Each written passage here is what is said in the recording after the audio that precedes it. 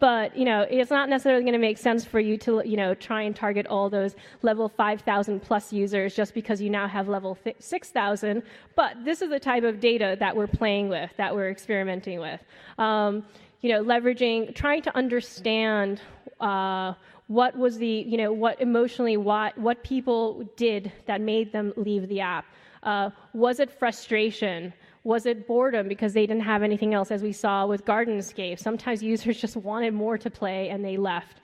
Or we actually saw with frustration, we've tested out messaging, different users who we believe left a franchise or an app, not because they didn't love it. The problem was that they loved it and maybe they felt that the game wasn't loving them back and letting them move ahead and move on to the next level. So we tested out, do we directly call out, that balance between personal without the user thinking it's a little creepy? Hey, we saw you got stuck on level 453.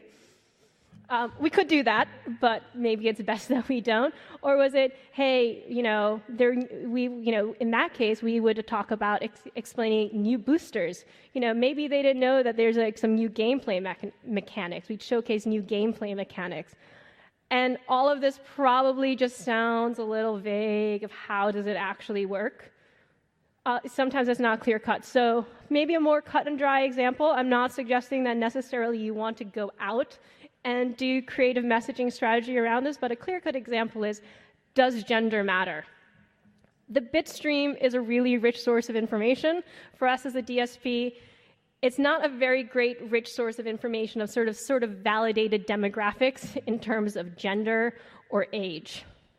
But if you work with your partner who has great first-party data and knows, the user's gender or their age, or has, a relatively significantly accurate idea of whether someone is in fact, female, 35, lives in New York, or actually know their 13-year-old kid somewhere else, but they, didn't want to say it because they wanted to sign up for the app.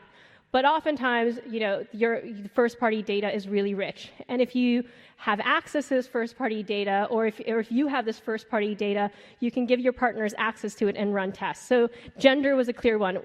We were able to see if gender matters.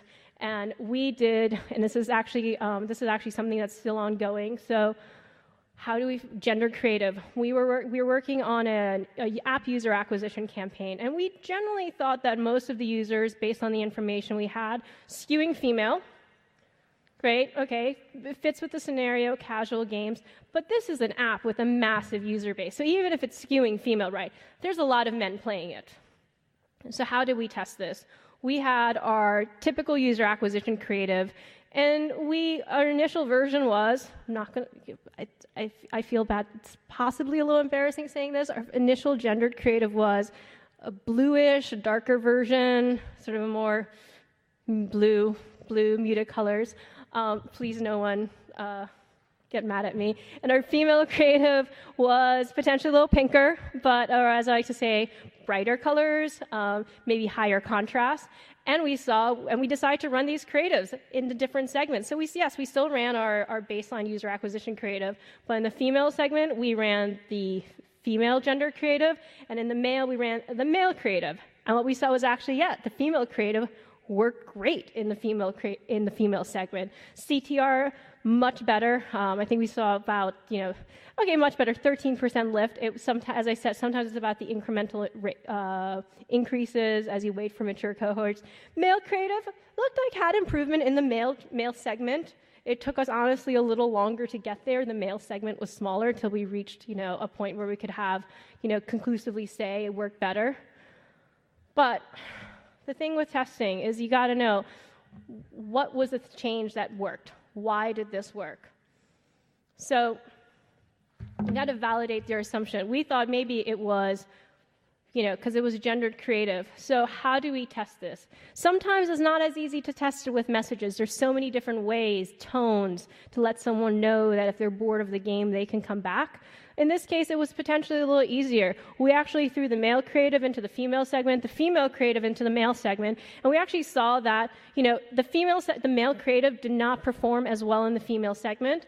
But interestingly, In the male segment, the male creative was still performing the best, but the female, bright creative, was actually doing pretty well.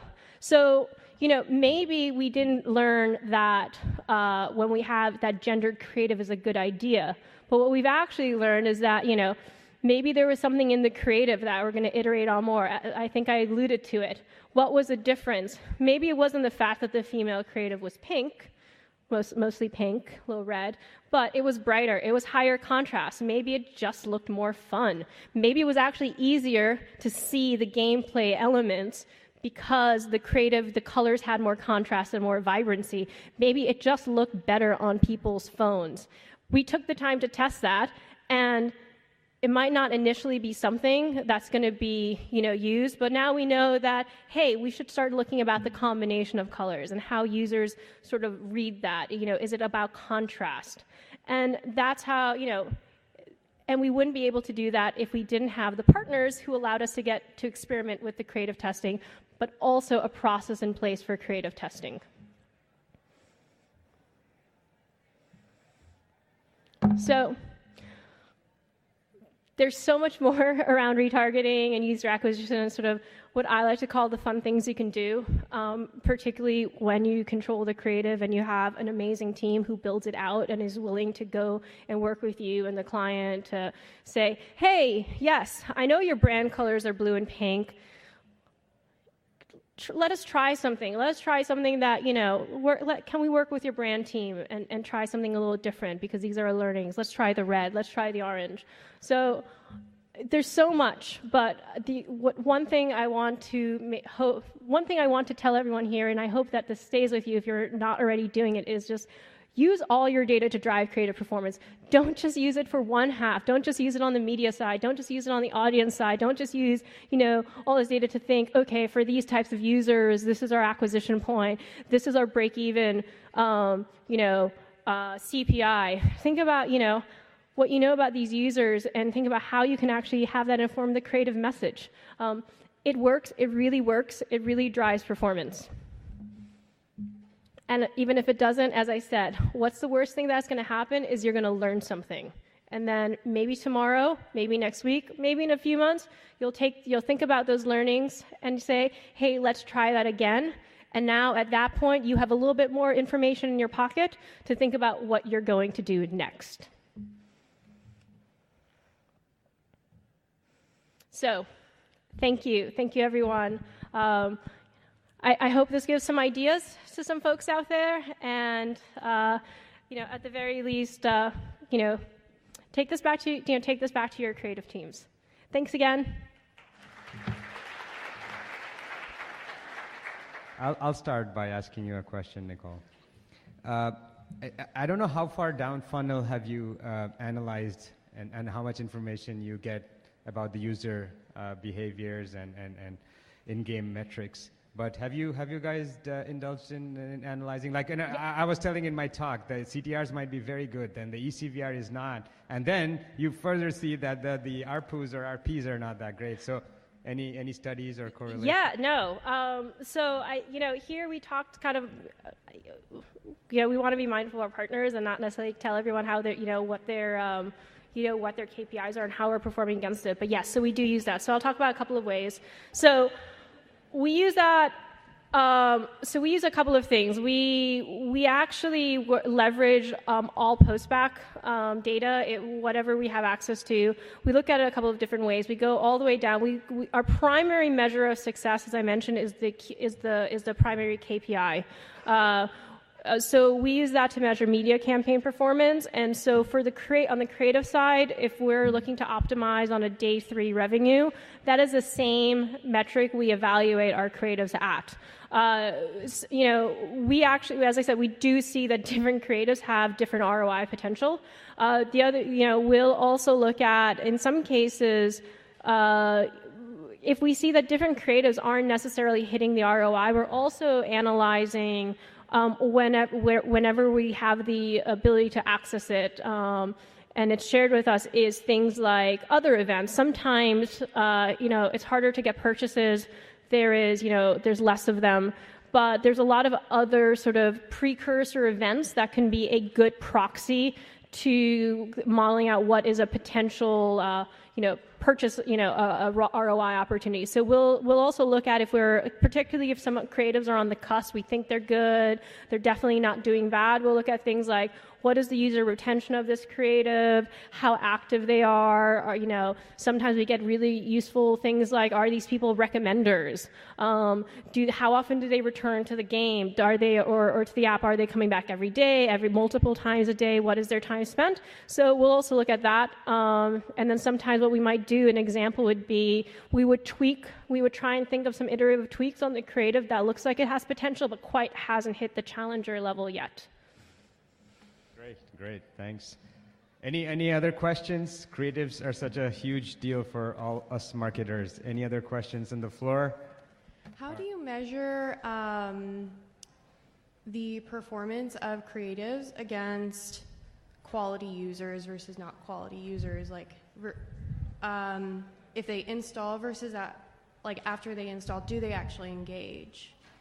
Yeah, so that's actually a great segue from our earlier question. So how do we measure that? The main measure is that, so there's a couple of ways. We are able to tie back post-install events from our attribution partners to not only a specific campaign, a user, but also to the creative that ran. So that is the primary means in which we determine the quality of the user on a creative perspective. We also make that information available to our partners down to sort of creative variant level data.